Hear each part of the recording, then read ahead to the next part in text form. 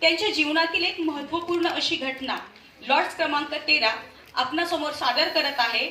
शिवराय राजे रयतेचे, शिवराय राजे रयतेचे.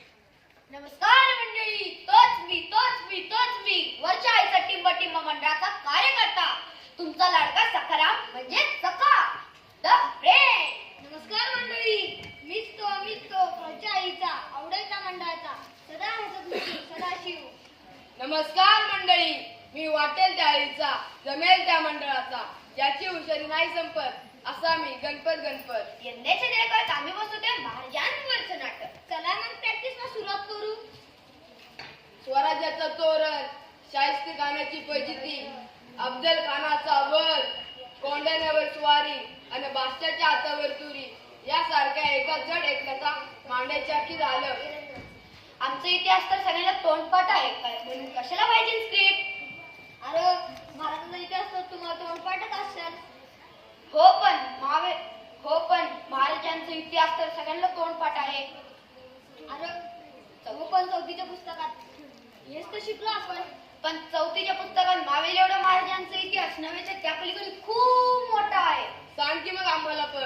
ऐका तर मग. 1678 साल मल्लमा देसाई किल्लेदार लढली मोठ्या जोमानं. लढा जिंकला सकोजी गायकवाड.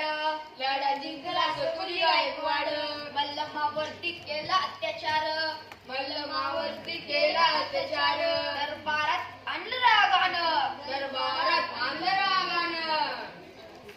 मग काय झाले ते तुम्हीच पहा. मग महाराज म्हणाले,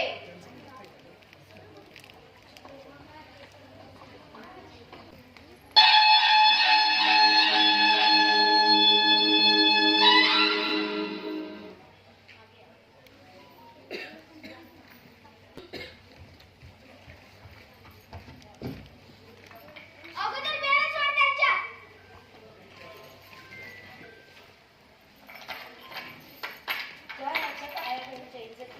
काहीची किंमत नाही. ते कसले त्याचे राजे. रडू नकोस ताई. सकोजी, त्या खरं आहे का? आम्ही विचारतोय खरं आहे का? तुमची खाली गेली नजर सांगते आम्हाला. सकोजी, तू हे निश्चित करास. आज आम्हाला आमची शरम वाटते. महिनोमहिने झुंजणाऱ्या वाघिणीला हरवलं म्हणजे तिची विटंबना करण्याचा तुला अधिकार मिळाला का? महाराज, एकदा माफी द्या. या मातीसाठी हवं रगात सांडू आम्ही. अरे तुझ्यापेक्षा इज्जत लाख मोलाची ती इज्जत तू मातीत मिळवलीस, मग तुझा जीव तरी काय कामाचा? महाराज रागाच्या भरात झालं. महाराज मारू नका मला. महाराज माफी असावी.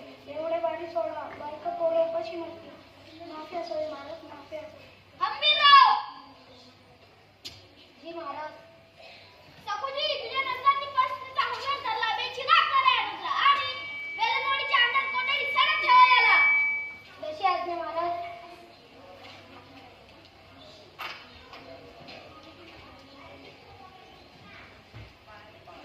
बाळाला घेऊन या.